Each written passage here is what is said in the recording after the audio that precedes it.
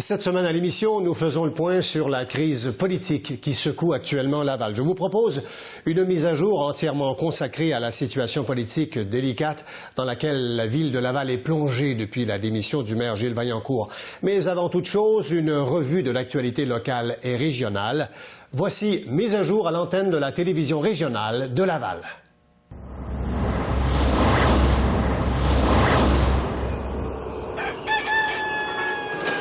Cette émission mise à jour à l'antenne de la télévision régionale de Laval vous est présentée en partenariat avec l'Écho de Laval.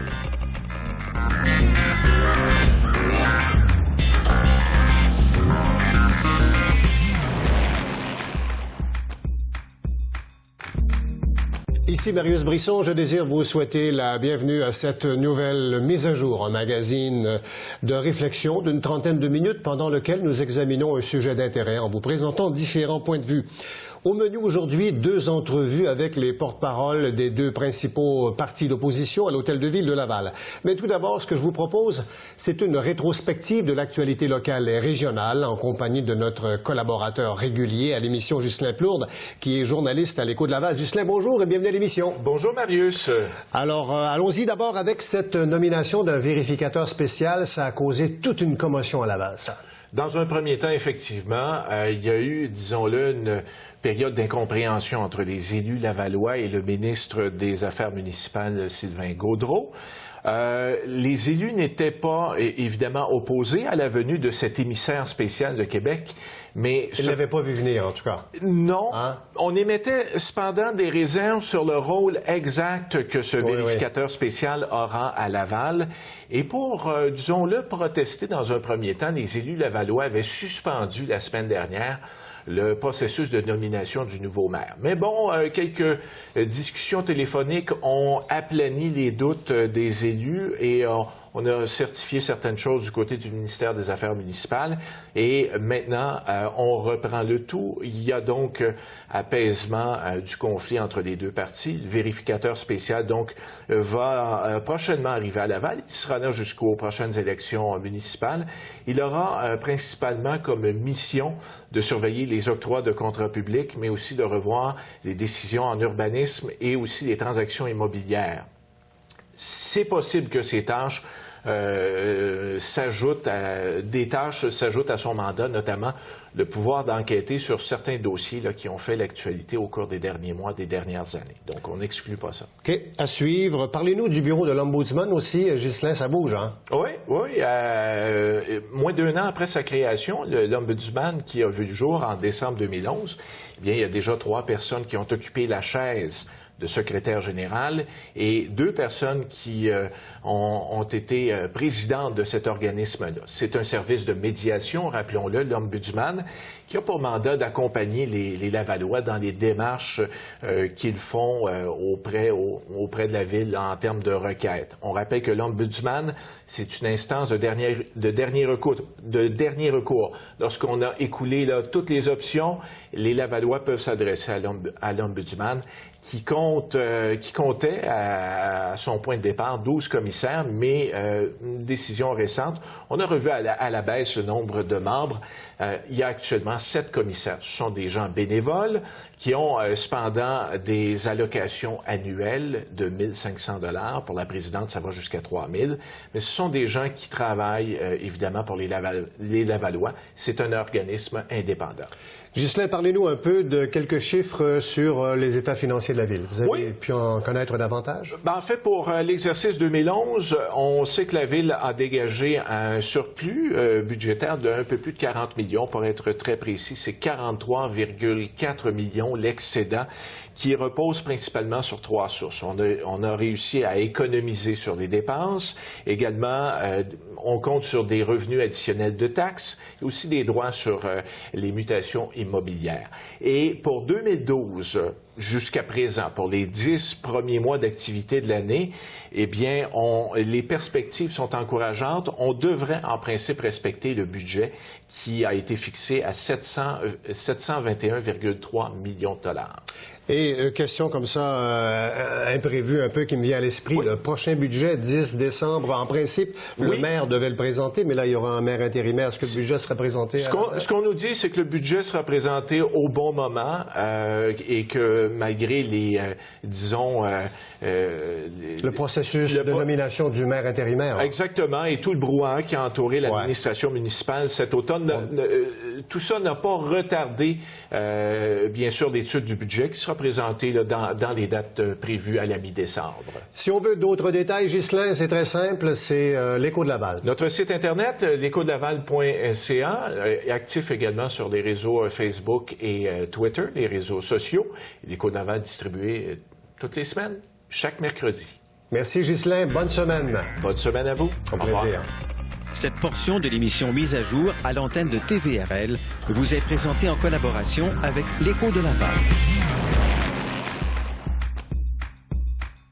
Cette semaine, à l'émission Mise à jour, nous examinons la situation politique problématique dans laquelle se retrouve l'administration de la troisième ville en importance au Québec, Laval. Un petit rappel des faits avant d'aller plus loin. Plusieurs mandats de perquisition de l'unité permanente anticorruption ont obtenu contre le maire Vaillancourt et son administration.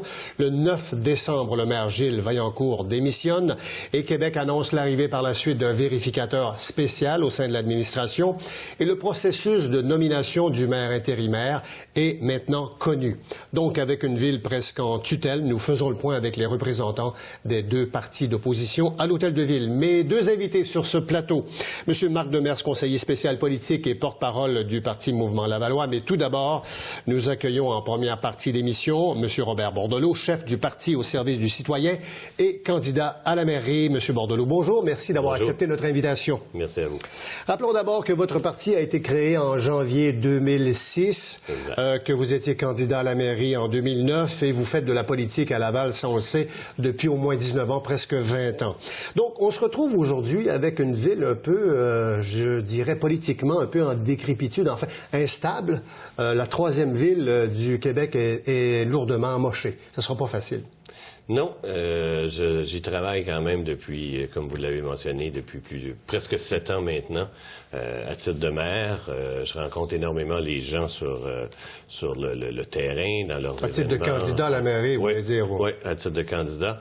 Et j'ai depuis 7 ans quand même toujours pratiquement, beaucoup plus je vous dirais depuis 2009, depuis la dernière élection, le sentiment que les gens sont tannés qui étaient tannés d'administration, mais sont toujours tannés de l'administration présente de Laval.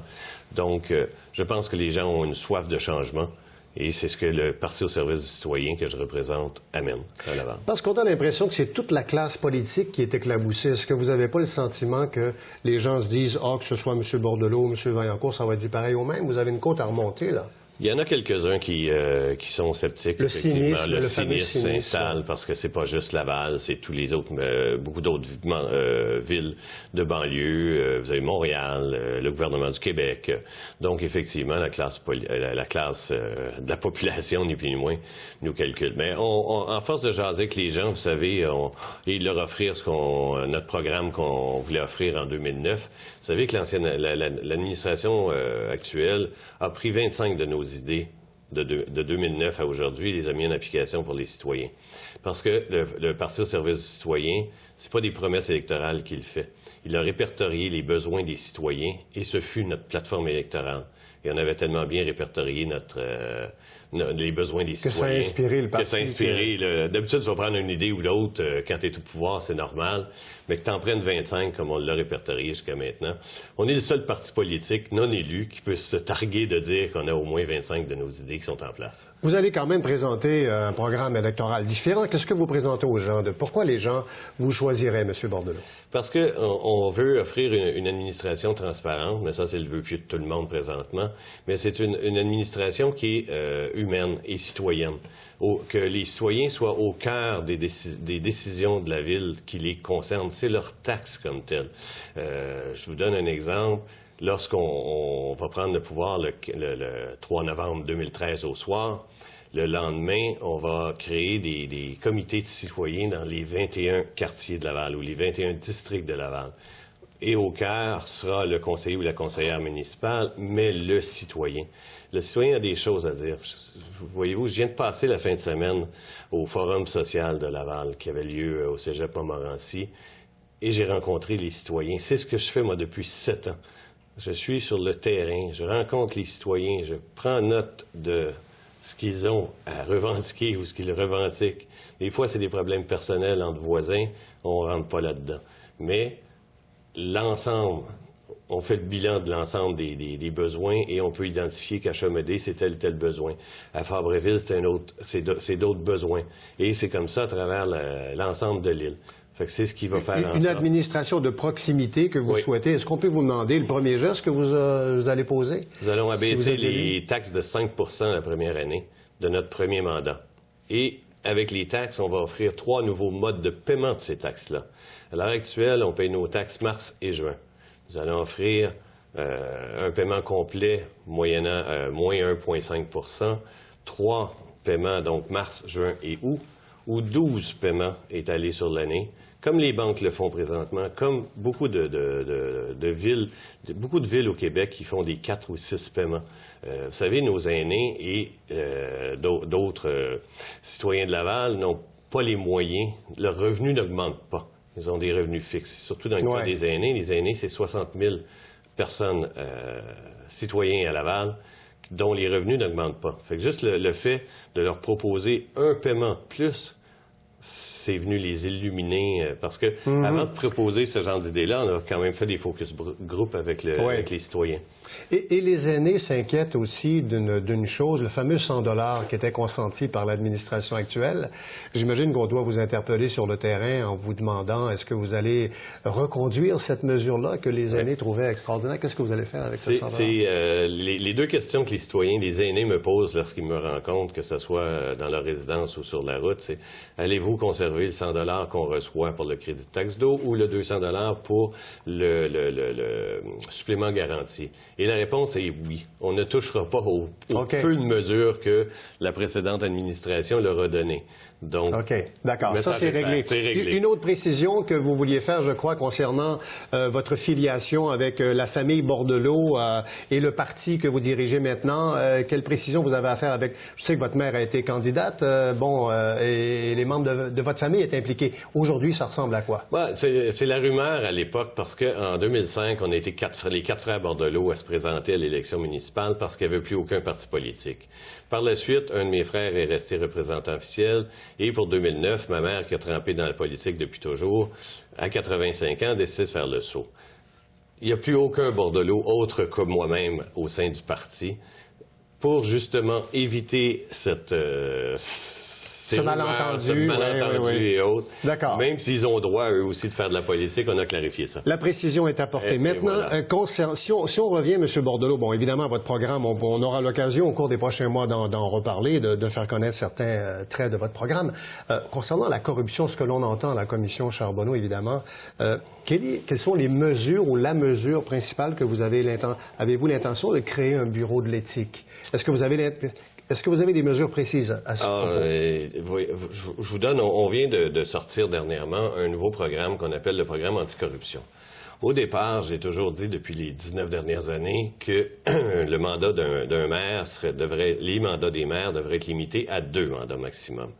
Que les élections devraient être financées par le public. Ça, si vous êtes élu, vous allez introduire ça dans la nouvelle législation. Oui. D'accord. Et ça va être un des règlements municipaux, parce qu'on va faire des pressions pour que Québec fasse en sorte de l'inclure. Donc, aussi. Des maires qui restent en place pendant 10 ans, 12 ans, 20 ans, on verra plus ça à Laval, si vous êtes porté au pouvoir. Regardez, comme je vous ai dit, je vous ai donné la démonstration que l'administration précédente ou actuelle a pris 25 de nos idées. Donc, c'est parce qu'ils n'ont plus d'idées. Et au bout de 8 ans, si tu n'as pas réglé les problèmes de Laval, tu ne régleras jamais. Vous avez l'impression qu'en prenant le pouvoir, Les 4 premières années, ça va vous permettre de prendre connaissance de la machine.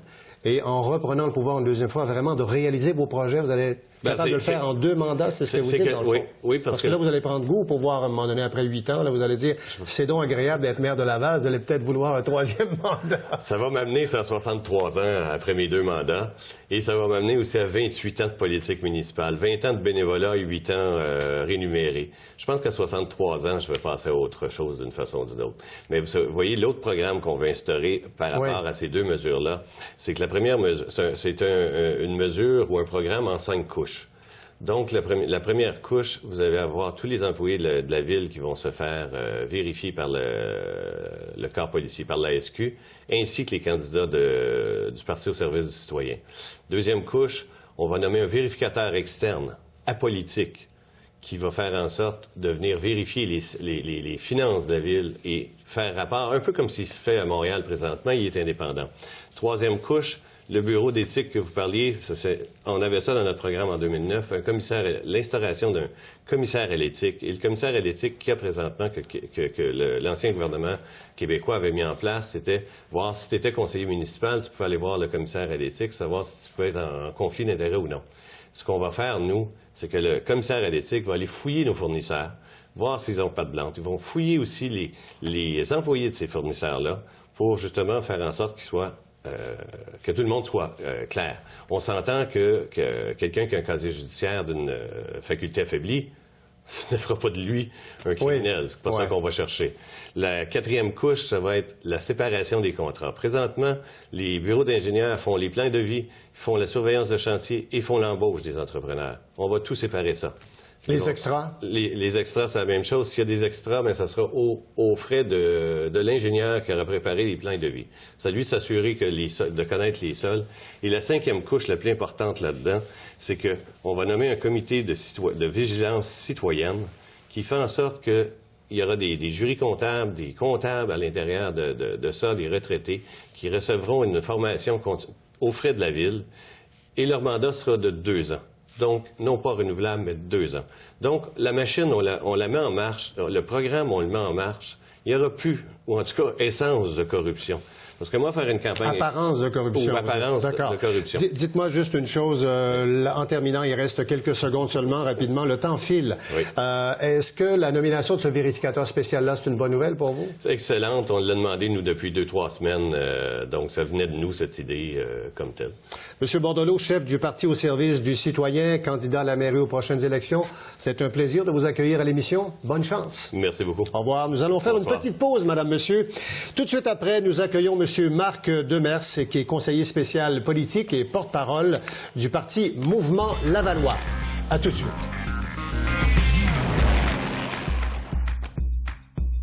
Nous poursuivons notre réflexion sur la situation aussi fragile que délicate qui prévaut au sein de l'administration de la ville de Laval, 3e ville en importance au Québec, avec les événements que l'on connaît. Avec mon deuxième invité, il s'agit de M. Marc Demers. M. Demers qui est conseiller spécial politique et porte-parole pour le Parti Mouvement Lavallois. M. Demers, bonjour et bienvenue à l'émission. Bonjour. M. Demers, on vous connaît comme étant un policier de carrière.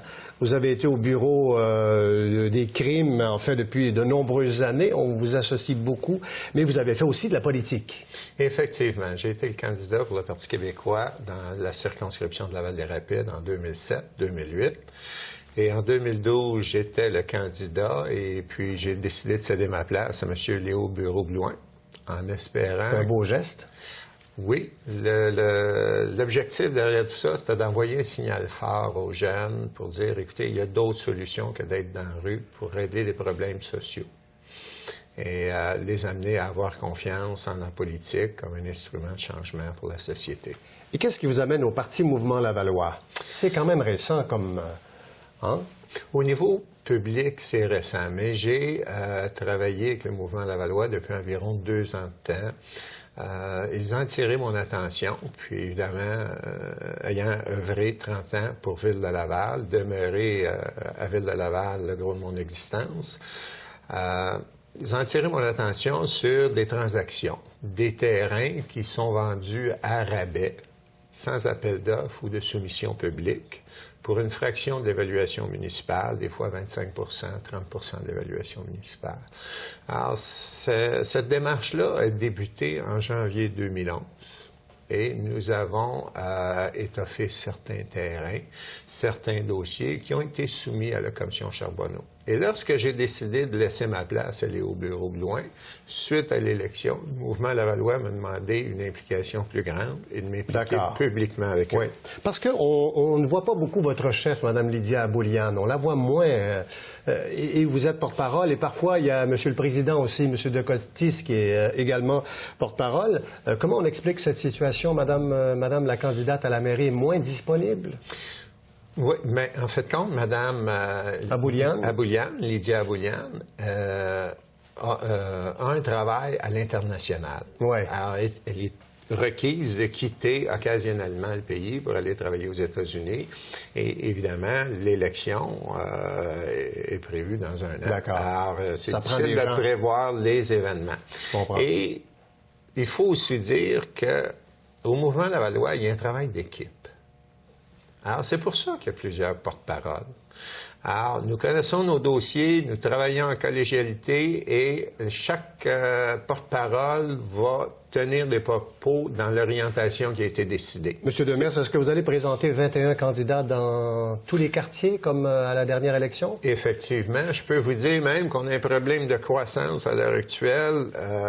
On reçoit énormément de courriels, d'appels, des gens qui sont intéressés, et on doit gérer ça. Et à l'heure actuelle, dans les prochaines semaines, tout devrait tomber dans l'ordre. On va revenir à la crise à l'Hôtel de Ville, mais juste avant, Mme Aboulian sera-t-elle candidate à la mairie? Est-ce que la décision est prise? La décision pour les candidats et candidates sera prise en début d'année 2013, selon nos statuts, et c'est normal. D'accord. Bon, revenons à la crise. Ce que vous dites, vous, ce sont les mandats de perquisition chez M. Vaillancourt, chez l'ancien maire et tout ça.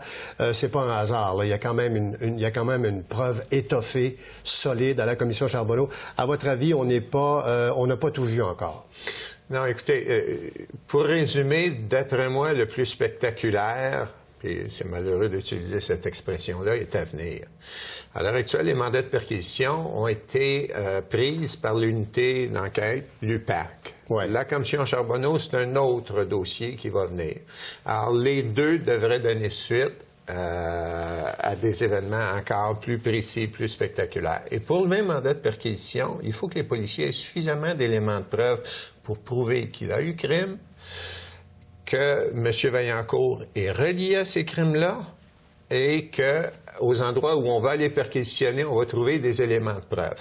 Et seulement dans ces conditions-là, est-ce qu'un juge va accepter de signer un mandat de perquisition. Donc, les policiers ont assumé leur fardeau et ils ont convaincu un ou des juges. Alors, c'est sérieux. C'est très sérieux. Sans compter ce qui va sortir à la commission Charbonneau. Et puisqu'il y a eu des mandats de perquisition à l'Hôtel de Ville, il faut garder à l'esprit que ce sont des décisions qui ont été prises à titre de maire, qui sont à l'origine des infractions alléguées pour soutenir les mandats de perquisition. Parce que pour vous, les membres du comité exécutif ne sont pas impliqués ou les fonctionnaires, comment vous voyez les choses à cet égard? Les membres du comité exécutif sont nécessairement au courant des dossiers qui ont donné origine à ça. OK. Maintenant, à savoir jusqu'à... On verra comment la preuve va être démontrée, enfin. Est-ce que vous allez travailler avec le maire intérimaire, le maire par intérim de la Ville de Laval? Nous allons travailler avec le maire si, effectivement, on sent qu'il y a un effort pour rassurer la population. Le dossier est fort simple au moment où on se parle. La population a besoin d'être rassurée pour la prochaine année de ce qui va se passer. Maintenant, évidemment, c'est parti d'un très mauvais pied. Premièrement, la maire a déclaré un de ses premiers gestes que M. Vaillancourt, à ce qu'il sache, ne faisait pas l'objet d'une enquête. Alors, pour nous, c'est pas réaliste. Deuxièmement, il a dit qu'il n'y avait pas de crise à Laval. Alors, pour nous, encore là... Il a dit qu'il y avait une crise, mais pour le maire seul. Pour le maire seul, mais pas à Laval. Et le troisième geste, il aurait dû souhaiter la venue d'un vérificateur nommé par le ministre. Avant que Québec le nomme. Et il s'est objecté Alors, pour nous, ce sont tous des gestes qui ne sont pas rassurants, qui vont à l'encontre de notre philosophie de rassurer la population. Vous allez faire quoi, M. Demers, vous? Parce que là, vous avez toute une côte à remonter au niveau du cynisme, évidemment, et les gens qui sont désabusés de la politique. Comment vous allez faire pour convaincre les gens qu'il y a des élus honnêtes qui travaillent à la Ville de Laval et qui veulent faire avancer les choses? Comment vous allez faire au sein de votre parti? Bien, par notre comportement, par des propos francs et non pas des propos qui ne tiennent pas le chemin au niveau de la réalité. Et je pense que notre feuille de route aussi sera matière à rassurer les gens. Nous, entre autres, on veut collaborer avec les commissions. Moi, j'ai été rencontré par les policiers de l'UPAC. J'ai été rencontré par les gens de la commission Charbonneau. Nous avons soumis des dossiers à la commission Charbonneau et nous croyons que la transparence est de mise dans tout pour rassurer les gens. Alors, c'est l'attitude et c'est notre programme, vers quoi on va développer notre programme en début d'année, après avoir consulté l'ensemble de la population. Au plan politique, le mouvement lavallois, M. Demers, pourrait poser quel geste, quel premier geste symbolique si jamais vous étiez élu au pouvoir en 2013? Nous, notre intention pour rassurer les gens, c'est d'essayer de convaincre le gouvernement que pour les villes majeures, que le vérificateur général du Québec puisse avoir juridiction, quitte à ce que la facture soit assumée par la population lavalloise. Donc, c'est à coût nul pour le gouvernement. Et c'est une personne, une entité sur laquelle on n'aura pas de lien. Est-ce à dire que pour vous, le vérificateur spécial qui est nommé actuellement pour accompagner l'administration de Laval, c'est un vérificateur spécial nommé par Québec, est-ce à dire que pour vous, ça deviendrait un poste permanent si vous étiez élu maire ou si vous étiez au pouvoir? Si effectivement on peut convaincre le gouvernement, et évidemment il y a des frais qui viennent avec ça, mais qu'on donne le mandat à une firme privée et qu'on assume ses frais ou qu'on passe par le gouvernement, mais ça coupe tout lien d'ingérence possible par les autorités municipales. Deuxième geste, c'est que s'il y a des gestes qui sont posés à titre d'exemple, dans un cadre de mandat de maire, pourquoi est-ce que l'UPAC a besoin d'un mandat de perquisition venir chercher les documents à l'Hôtel de Ville? Il s'agit de clarifier la loi à cet effet-là. Et d'ailleurs, c'est un geste qui a été posé par la Ville de New York. On réduit les frais, les coûts pour les citoyens et on rend, par le fait même, les élus imputables des gestes et des décisions qu'ils auront à prendre. Alors, il faut revenir à l'imputabilité, valeur que notre société a malheureusement laissée de côté depuis très longtemps. Monsieur Marc Demers, conseiller spécial politique et porte-parole du parti Mouvement Lavallois, merci beaucoup d'avoir éclairé notre lanterne et d'avoir participé à cette émission avec nous et bonne chance. On va suivre le déroulement de vos activités dans les prochaines semaines avec plaisir. Merci. Nous allons faire une pause, chers amis. Tout de suite après, c'est la conclusion de Mise à jour. Alors voilà pour cette plus récente édition de Mise à jour, présentée chaque semaine en première diffusion le mercredi. Notez la nouvelle heure, c'est 19h le mercredi pour la première diffusion à l'antenne de TVRL, la télévision régionale de Laval. Et pour les rediffusions, je vous invite à nous appeler, consulter les journaux locaux ou encore aller fureter sur le site web. Et pour voir les émissions depuis votre ordinateur, c'est très simple, section Web Télé, vous cliquez sur MAJ pour Mise à jour. Alors ici Marius Brisson, au nom de toute l'équipe de TVRL, bonne semaine.